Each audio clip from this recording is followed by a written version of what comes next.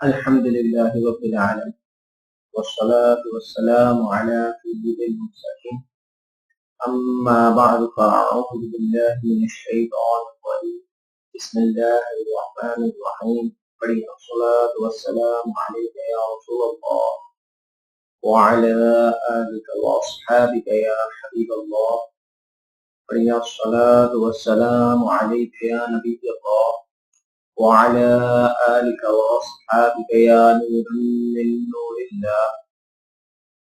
پیارے بچوں، السلام علیکم ورحمۃ اللہ وبرکاتہ. پیارے بچوں، امید ہے کہ آپ تمام خیر و عافیت سے ہوں گے. اللہ تعالی ہم سب کو اپنے حفظ و امان میں رکھے.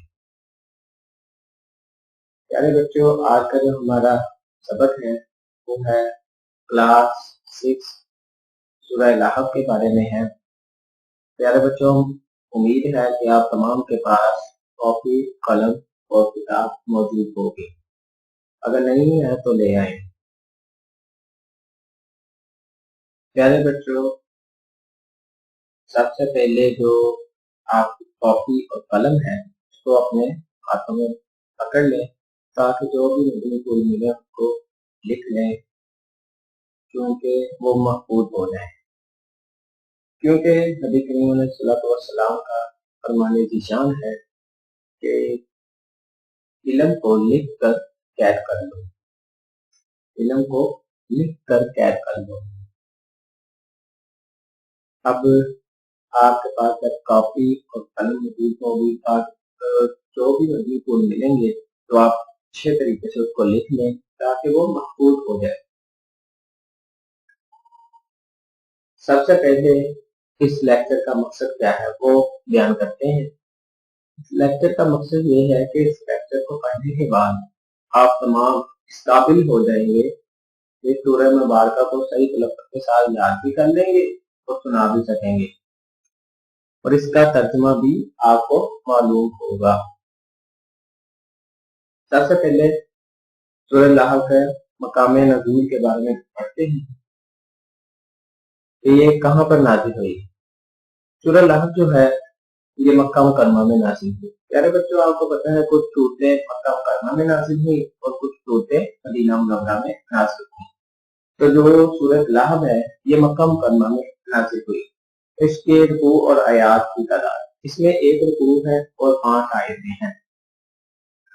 لحب نام رکھنے کی وجہ کیا ہے؟ اس سورۃ کو سورہ لحب کیوں کہتے ہیں؟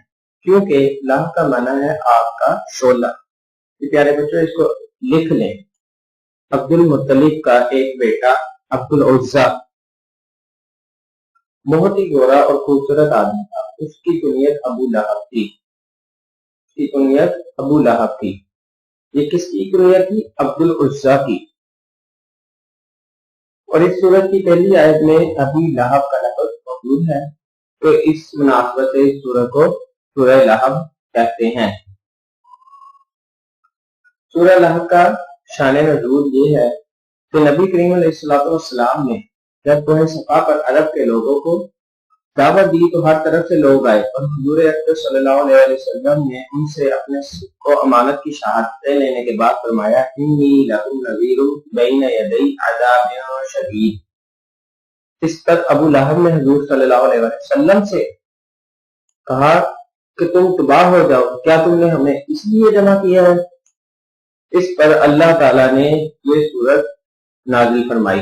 اللہ تعالیٰ نے اپنے حبیب صلی اللہ علیہ وسلم کی طرف سے جواب دیتے ہوئے یہ سورت نازل فرمائی. اس سورت کے مضامین کے بارے میں پڑھتے ہیں. اس سورت میں بتایا گیا ہے کہ سید المرسلین صلی اللہ تعالی علیہ وسلم سے دشمنی رکھنے اور انہیں ایذا پہنچانے کی وجہ سے ابو لہب دنیا میں ذلت اور رسوائی کے ساتھ ہلاک ہوگا اور آخرت میں اسے جہنم میں ڈال دیا جائے گا، اور اسی طرح اس کی بیوی بھی اسی عذاب میں اس کے ساتھ ہوگی کیونکہ وہ اس دشمنی میں اس کی مددگار تھی. تو پیارے بچوں، یہ تھے اس سورت میں جو مضامین بیان ہوئے ہیں اس کے بارے میں بتایا ہے. اب اس سورت کو پڑھتے ہیں. تو آپ کو یہ بات ذہن میں رکھنی چاہیے کہ جب بھی قرآن پاک کی تلاوت کریں تو اس کا آغاز تعوذ اور تسمیہ کے ساتھ کریں. پہلے میں پڑھوں گا، آپ بھی میرے ساتھ مل کر پریکٹس کریں گے۔ اعوذ باللہ من الشیطان الرجیم، بسم اللہ الرحمن الرحیم، تبت یدا ابی لہب وتب۔ تو پیارے بچوں، یہ جو تبت میں با ہے، با جو ہے یہ حروف قلقلہ میں سے، جب حروف قلقلہ مسدد ہوں گے تو انہیں دماغ کے ساتھ پڑھیں گے، جیسے ابھی میں نے پڑھا تبت، اور یدا پر مد ہے، مد منفصل ہے، تو لہٰذا اس کو لمبا کر کے پڑھیں گے۔ آپ کو پتہ ہے حروف مدہ کے بعد جب حمزہ دوسرے کلمے میں ہوتا ہے تو وہ مد منفصل ہوتی ہے، تو لہٰذا اس کو لمبا کر کے پڑھیں گے۔ لہبیوں پر جو گنہ ہو رہا ہے وہ ادغام کی وجہ سے ہو رہا ہے، کیونکہ ہم نے پڑھا ہے نون ساکن اور تنوین کے بعد جب حروف یرملون میں سے کوئی بھی حرف آ جائے تو وہاں ادغام ہوگا۔ میم، نون، واو اور یا میں گننے کے ساتھ ادغام کریں گے اور لام اور را میں گننے کے بغیر، تو لہذا یہاں پر تنوین کے بعد واو آ رہا ہے حروف یرملون میں سے، تو یہاں پر ادغام ہوگا اور گننے کے ساتھ ہوگا۔ کیسے کریں گے اس کو پریکٹس کرتے ہیں۔ تبت یدا ابی لہب وتب، پھر سے پڑھیں، تبت یدا ابی لہب وتب۔ اگلی آیت کی طرف چلتے ہیں۔ ما اغنی عنہ مالہ وما کسب۔ ما کا جو مد ہے یہ بھی مد منفصل کے معنی میں آتی ہے، تو لہذا اس کو بھی لمبا کر کے پڑھیں گے، اور انہو پر اظہار ہو رہا ہے تو لہذا یہاں پر گنہ نہیں کرنا، ان نہیں کرنا، انہو۔ تو کس طرح پڑھنا ہے؟ ما اغنی عنہ مالہ وما کسب،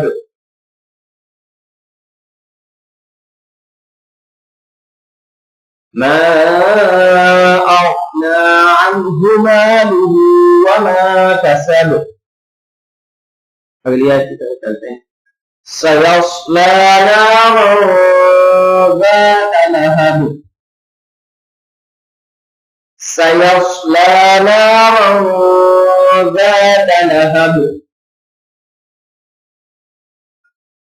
وامرأتہ۔ ادھر وقف کرنا ہے تو وقف کی صورت میں آپ کو پتا ہے آخری حرف کو ساکن کر دیتے ہیں، تو یہاں پر ہے تو اس کو آخری حرف کو ساکن کر دیں گے۔ ایسے پڑھیں گے وامرأتہ، اور وامرأ میں میم پر گنہ نہیں کرنا کیونکہ یہاں پر اظہار شفوی ہو رہا ہے۔ کیسے ہو رہا ہے؟ کیونکہ میم ساکن کے بعد با اور میم کے علاوہ را ہے، تو لہذا یہاں پر اظہار شفوی ہوگا، گنہ نہیں کریں گے۔ کس طرح پڑھنا؟ وامرأتہ۔ اگلی آیت کی طرف چلتے ہیں۔ حمالۃ الحطب، کس طرح پڑھنا ہے اس کو؟ حمالۃ الحطب۔ آگے چلتے ہیں۔ فی جیبہا حبل من مسد، فی جیبہا حبل من مسد۔ تو پیارے بچوں اس سورت کو میں ایک دفعہ دوبارہ پڑھتا ہوں، آپ بھی میرے ساتھ مل کر پڑھیں۔ بسم اللہ الرحمن الرحیم، تبت یدا ابی لہب وتب، ما اغنی عنہ مالہ وما کسب، سیصلی نارا ذات لہب وامرأتہ حمالۃ الحطب، فی جیبہا حبل من مسد۔ صدق اللہ العظیم۔ تو پیارے بچوں اب ہم اس کا ترجمہ کریں گے، تو اس کو بھی آپ نوٹ فرما لیں کاپیوں پر اور ساتھ ساتھ یاد بھی کر لیں۔ تو میں लफ्जी तर्जमा करूंगा, उसके बाद बामुहावरा तर्जमा पूरी आयत का तर्जमा करूंगा। तो सबसे पहले जो आयत है वो है तब्बत यदा, तबाह हो जाए दोनों हाथ, अबी लहब, अबू लहब के। तो किस तरह इसका तर्जुमा हुआ? तब्बत यदा अबी लहब, अबू लहब के दोनों हाथ तबाह हो जाएं। व तब, और वो तबाह हो ही गया। अब इसका पूरी का तर्जुमा कैसे बनेगा? तब्बत यदा अबी लहब व तब, अबू लहब के दोनों हाथ तबाह हो गए और वो तबाह हो ही गया। अगली आयत की तरफ चलते हैं। मा अगना, नहीं फायदा पहुंचाएगा, अनहु उसको, मालुहु उसका माल, वमा कसब, और जो उसने कमाया, यानी जो उसने माल घर कमाया उसको कोई फायदा नहीं पहुंचाएगा। कैसे बना? मा अगना अन्हु मालुहु वमा कसब, यानी उसका माल और उसकी कमाई उसके कुछ काम ना आई। सयस्ला, सयस्ला नारन, यानी अब वो अनकरीब डाला जाएगा शोलों वाली आग। ज़ात लहब, शोलों वाली आग। शोलों वाली का माना है ज़ात लहब का माना है शोलों वाली। नारन आग, सयस्ला अनकरीब डाला जाएगा। तो इसका तर्जुमा कैसे बनेगा? सयस्ला नारन ज़ात लहब, अनकरीब वो शोलों वाली आग में दाखिल होगा। वम्रअतु, और उसकी बीवी, हम्मालतल हतब, लकड़ियों का गट्ठा उठाने वाली है। हम्मालतल हतब का माना है लकड़ियों का गट्ठा उठाने वाली है। इस पूरे का तर्जुमा कैसा होगा?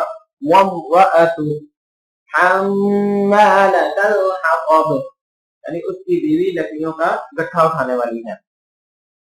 फी जीदिहा, उसके गले में, हब्लुम रस्सी है, मिन मसद, खजूर की छाल की। फी जीदिहा हब्लुम मिन मसद, उसके गले में खजूर की छाल की रस्सी है। तो प्यारे बच्चों, ये सूरत का तर्जुमा था। तो अब हम एक वाकया सुनते हैं कि अबू लहब की बीवी जो है वो किस तरह मर गई। क्या आप जानते हैं अबू लहब की जो बीवी थी उम्मे जमील, उसका नाम उम्मे जमील, उसके गले में खजूर की छाल, यानी खजूर के जो बड़े बड़े पत्ते होते हैं उसको क्या कहते हैं, उससे रस्सी बनाते हैं। तो वो उसके गले में खजूर की छाल की रस्सी बनी हुई थी जिससे वो कांटों का गट्ठा उठाती, लकड़ियों वगैरह का गट्ठा उठाती थी। एक दिन ये ना बोझ उठाकर ला रही थी कि थक कर आराम करने के लिए ना ये एक पत्थर पर बैठ गई। तो एक फरिश्ते ने अल्लाह तआला के हुक्म से उसके पीछे से उसका गट्ठे को खींचा, वो गिरा और उम्मे जमील को रस्सी से गले में फांसी लग गई और वो मर गई। तो प्यारे बच्चों, आपको पता चला कैसे उम्मे जमील मर गई। उसके गले में जो थी वो खजूर से बनी हुई, खजूर की छाल से बनी हुई एक रस्सी थी। तो वो उससे ना लकड़ियों वगैरह का गट्ठा बांधा था।